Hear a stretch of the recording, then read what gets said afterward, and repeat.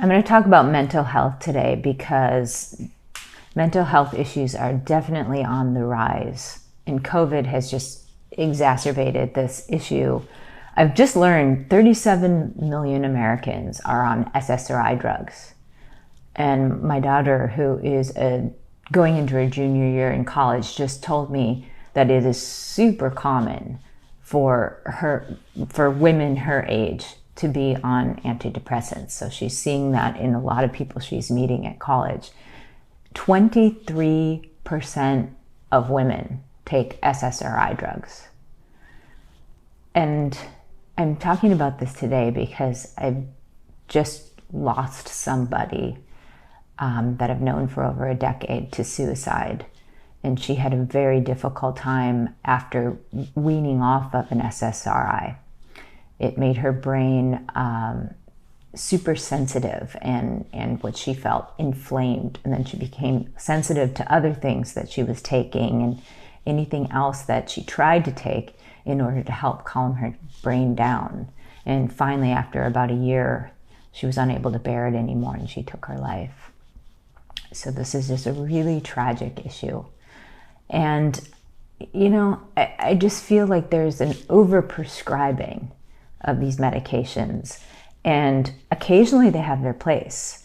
Occasionally they are what's required to help somebody.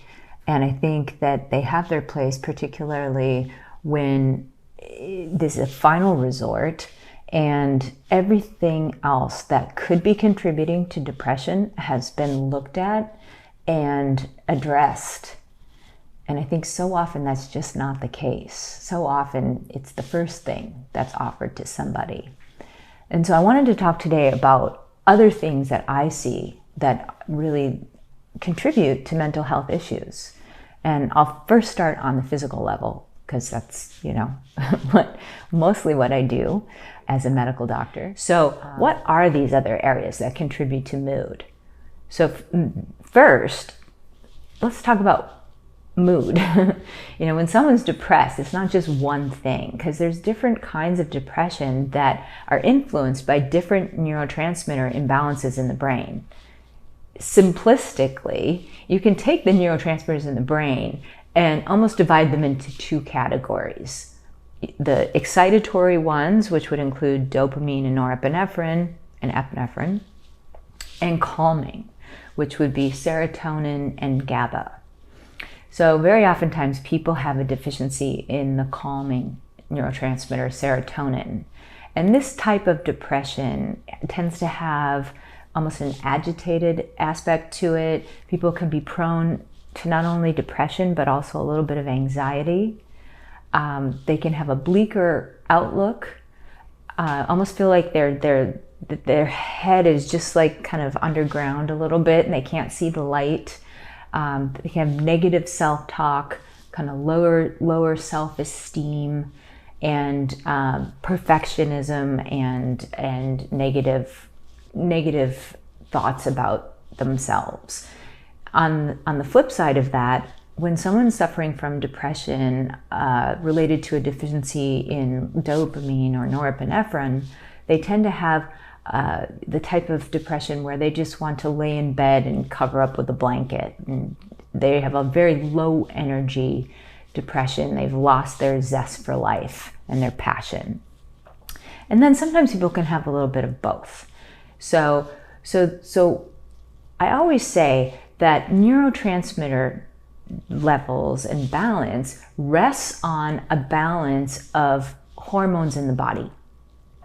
There are some hormones that actually have activity in the brain and act almost like an antidepressant. Estrogen in the female, for example, is essential for mood. And when estrogen levels fall, some women are very much prone to low serotonin depression.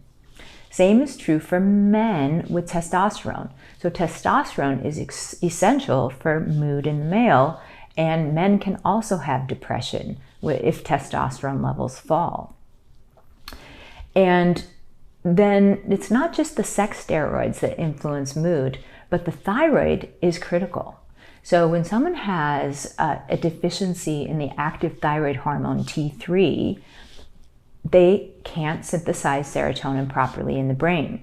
So T3 is required to synthesize serotonin. So it can lead to a serotonin deficiency if either A, you can't convert your inactive thyroid into the active thyroid hormone, so you have an active thyroid hormone deficiency, or an overall thyroid deficiency. The thyroid is a stimulating compound, and it also has some stimulating effects on the production of the excitatory neurotransmitters dopamine and norepinephrine in the brain. So a low thyroid can lead to a mixed neurotransmitter depression. So it's very critical to take a look at that. And the adrenal hormones are essential. So the cortisol has become a maligned hormone in medicine and in popular thinking. People think, oh, it's the stress hormone, so too much cortisol is bad, so cortisol's bad. Well, it's the only hormone you can't live without, actually. It's essential. And it's just as bad to have too much of it as to have too little. And so if you don't have enough cortisol, cortisol is essential for the brain's utilization of glucose. And if you don't have enough, you don't have the fuel in the brain to produce the neurotransmitter. So you can end up with neurotransmitter deficiencies because of low cortisol. Also, cortisol is the fuel, or like the primary fuel you should be running on in the day. And if you run out of cortisol because your adrenals are fatigued or depleted, and not run out, but if you kind of outstrip your ability to make cortisol to meet the demands of your day, you're going to flip into an adrenaline mode. And so then people can begin to feel anxious. So low cortisol can be incredibly detrimental to neurotransmitter levels in the brain and the feeling of anxiety in the body. The other adrenal steroid hormones like DHEA and pregnenolone have beneficial effects on mood as well. So deficiencies of those can be problematic. So hormones are essential, and we really need to be looking at those. Now, one thing that is so important is looking at, because first of all, women are more prone to depression, and they are taking far more antidepressants than men. They're prescribed more antidepressants. And one of the issues that I think can be contributing to this is birth control. So we've probably heard that women can have depression as a side effect to a birth control pill. That is true. The synthetic progestin in birth control pills can cause mood disorders in some women. But there are some untalked about issues that can happen as well. Sometimes women are prescribed a birth control pill that has too low of a synthetic estrogen in there, and they can have depression because of that. And then worse, sometimes women are given the shot that has the progestin but no estrogen. So Depo-Provera is one of those, but there's a birth control shot that's just progestin. It shuts down ovarian production of hormones, and it doesn't deliver any synthetic estrogen. So all of a sudden, the young woman is placed in almost like a menopausal state. So she can have depression, anxiety, sleep disruption, even hair loss, vaginal dryness, low libido, things like that. And these things can creep in gradually, and she doesn't even know. The other thing that I've seen that isn't talked about very much is the issues with IUDs. In the world of IUDs, you have the copper IUD, which has its own issues because it can lead to heavy bleeding and some cramping and possibly some copper leaching. But for some women, it works really well. And for others, it can have those side effects. So the alternative to that, and the only alternative that was available for a really long time, was the Mirena Iud. And the Mirena Iud was impregnated with progestin. And that's preventing the uterine lining from building up so that the periods wouldn't be as heavy as was seen with the copper IUD. So that was a good thing in a way. But the level of progestin in the Mirena was enough in some women to communicate up to the pituitary and shut down the pituitary stimulation of ovarian function. And so it was almost like the woman was on a birth control pill that, again, didn't have any estrogen. So I started seeing women coming in with hair loss, depression, vaginal dryness, low libido, sleep disruption, things like that. And they didn't put 2 and 2 together because they weren't told that this was a possible risk. And so I think the word caught on, like enough women were experiencing this over the years. And like, let's be straight, most women didn't experience this, but I would see the ones that would. So enough people probably heard that this was happening. And then people developed 3 new IUDs that have lower progestins in them than the Mirena. So these are better because they're much less likely to suppress ovarian production, but I've still seen it. So even with the lowest one, they vary in progestin levels. Even with the lowest one, I've seen this in a woman where I've tested her blood a few times, and each time menopausal level of estrogens and a whole host of symptoms. So I just want everyone to be aware of that. And if you're depressed and you've had an IUD placed, put 2 and 2 together and at least bring that up to your doctor and ask to have your blood levels checked of estradiol. Okay, so hormone balance, that's one huge issue that can underlie mood disorders. The other is nutritional status. Sometimes people are not getting enough nutrients in their diet, or they're not eating the right diet for them, or they're eating kind of like a specialized or a fad type diet that's creating some issues. So for example, you need the right amount of protein in your diet in order to supply the raw materials for your brain to synthesize neurotransmitters. So basically, amino acids are derived from protein, and amino acids are the building blocks from which the brain makes neurotransmitters. So from tryptophan, the brain makes serotonin. From tyrosine, the brain makes norepinephrine and dopamine, and these are found in protein in your food. So we absolutely need, if you're depressed, sometimes if you just start eating a little bit more protein, it can be really helpful. The other thing that's interesting is that you also need carbohydrate to synthesize particularly serotonin. And so what I'm seeing is that sometimes when people are doing intermittent fasting, or they're now moving into like a ketogenic diet, which I think are great diets or have some good attributes, sometimes it's leading to depression in somebody. So they're not getting quite enough carbohydrate in order to kind of boost up the production of serotonin. And all they need to do is add like a sweet potato to their day or something like that. And all of a sudden they feel so much better. So these are things to think about. We also need B vitamins in our coming in through our food, because these are required cofactors for the production of neurotransmitters.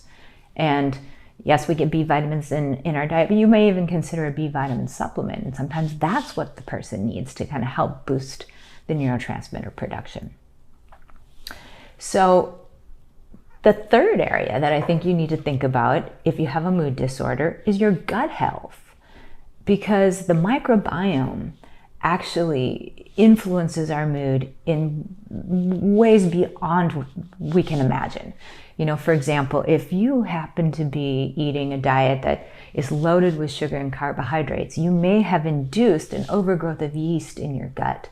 And then the yeast produces toxins and byproducts and things that can get absorbed into your bloodstream and actually affect the mood. Certain other types of bacteria can do the same. So your microbiome and even the status of your gut in general can have profound effects on your mood. So suffice it to say, there are physical issues that can lead to a mood disorder that definitely need to be looked at and sorted out before you just hop right onto a medication. Now, of course, another area is lifestyle. that, I think that we can make some adjustments to our lifestyle that can have incredibly beneficial effects with our mood. So we need to look at, how are we sleeping? How much exercise are we doing? Do we have any mindfulness practice in our life? Are we meditating? Are we spending too much time on screens? Are we using screens close to bedtime? What's the content of the media we're saturating ourselves in? Is it positive? Is it negative? Are we reading things that are uplifting, or not? So this area of lifestyle cannot be overemphasized. It's critical. So what I find in my depressed patients is if they incorporate even 20-minute walk every day, it can brighten their mood significantly. And then the final area to talk about today that is so fundamental to our mood is really more on a psycho-spiritual level. It's looking at, what is inside of us? What have we stored? What emotions were we unable to deal with and metabolize that we have now kind of stuffed in our bodies from previous traumas or from being slighted by, like someone important to us? What have we learned from our familial and societal programming that's affected how we feel about ourselves?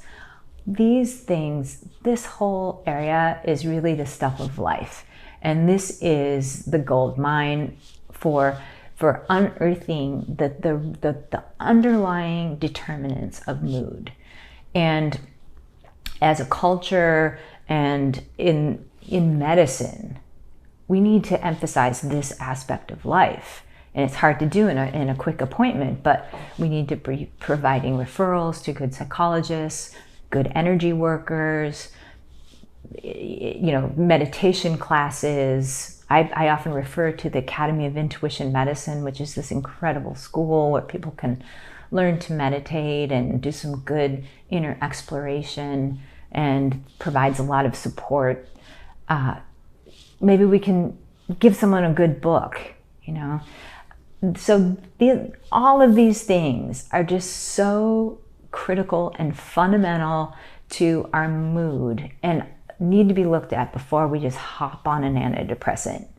And then, if we need an antidepressant, just remember, low dose, short period, maybe it's like essential. But ideally, it's not forever, because the longer you're on it, it can be the harder it can be to get off.